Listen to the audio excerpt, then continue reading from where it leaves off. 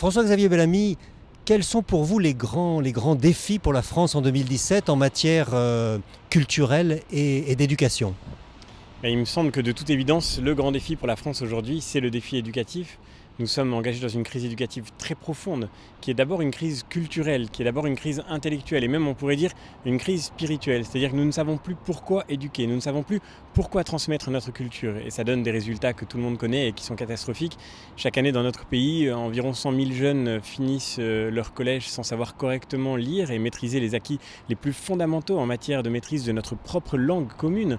Chaque année, des dizaines de milliers de jeunes quittent le système scolaire sans avoir passé de diplôme et nous savons aussi que la valeur de nos diplômes a considérablement baissé, menaçant de ce fait même l'avenir de tous ces jeunes, non pas seulement leur avenir professionnel, mais aussi l'avenir de la société qu'ils vont pouvoir construire ensemble. À l'heure de la mondialisation libérale, Emmanuel Macron nous annonce qu'il n'y a pas de culture française. A-t-il raison ?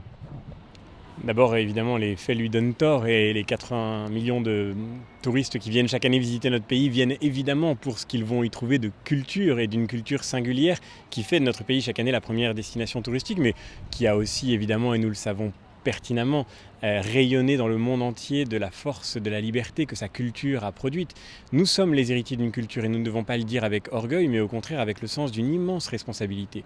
Et si aujourd'hui nous connaissons de tels problèmes d'intégration dans notre pays, si nous avons tant de jeunes qui grandissent en France sans se reconnaître dans la France, si nous avons tant de jeunes qui sont français mais qui n'arrivent pas à se sentir français, c'est d'abord par la faute de ces paroles publiques irresponsables qui ont, au nom d'une forme de déni de soi totalement déraisonnable, cultivé cette inculture comme une espèce d'ouverture aux autres. Comme si, pour être ouvert à la diversité, il fallait renier ce que l'on est. Mais comment accueillir l'autre si on ne sait même pas qui l'accueille ? Comment accueillir l'autre si on ne peut même pas lui dire chez qui il est accueilli? Et comment faire en sorte que les jeunes qui grandissent dans notre pays, quelles que soient leurs origines, s'intègrent à une société commune si nous ne savons même pas leur dire la richesse de cette culture à laquelle ils peuvent bien sûr partager et la force de cet héritage qu'ils sont appelés à recevoir? Dire qu'il n'y a pas de culture française, ça n'est pas seulement une erreur.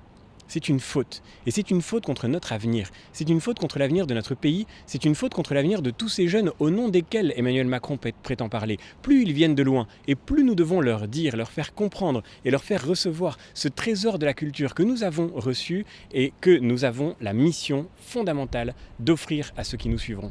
Se reconnaître français, c'est la condition pour vivre de cette unité que la France constitue.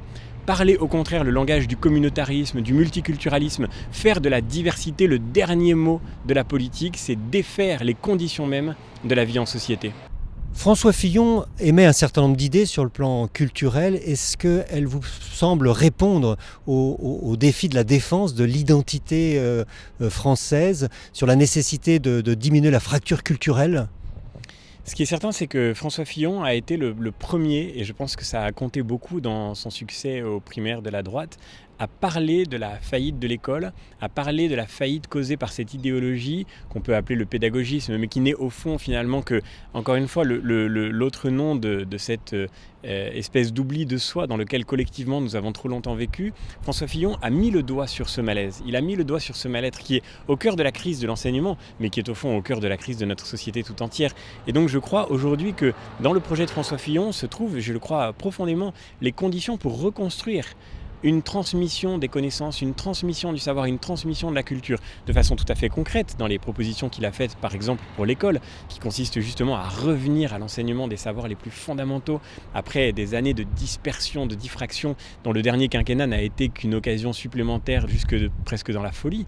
Et nous en arrivons aujourd'hui à un point de schizophrénie qui fait qu'en sachant très bien que nous avons du mal à enseigner la lecture et l'écriture à nos propres élèves, à nos propres enfants, pourtant nous voulons leur apprendre l'anglais dès le CP, le code informatique dès le CE1. François Fillon veut rompre avec cette surenchère, il veut rompre avec cette dispersion, il veut nous aider à nous reconcentrer sur la transmission des savoirs les plus fondamentaux. Et de ce point de vue-là, oui, dans le projet de François Fillon, il y a les moyens concrets de retrouver une éducation nationale qui, j'espère, puisse mieux fonctionner, qui puisse mieux servir l'avenir de chacun des jeunes qui lui sont confiés.